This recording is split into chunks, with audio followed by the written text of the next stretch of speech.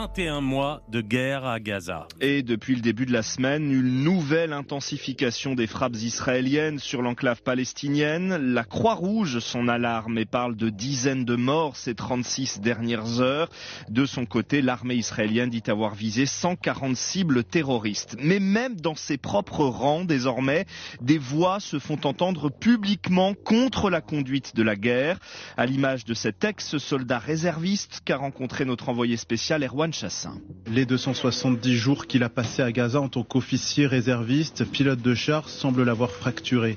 Sous sa casquette, le visage de Yotam, 28 ans, est totalement fermé. Quand on est parti combattre, le gouvernement nous a dit c'est une guerre pour ramener les otages, défendre les citoyens israéliens, vaincre le Hamas. Personne ne nous a dit officiellement les intentions qu'avaient certains dans le gouvernement, c'est-à-dire le nettoyage ethnique de la bande de Gaza et s'y réinstaller. C'est clairement pas ce qu'ils nous ont dit qu'on allait faire. Pourtant, il n'est pas un pacifiste. Il savait qu'il allait entraîner la mort, même celle de civils. Des dommages collatéraux devenus, dit-il, une norme intolérable au fil de la guerre. Alors lui et plus de 300 autres réservistes, ils ont dénoncé l'action du gouvernement à Gaza dans une lettre.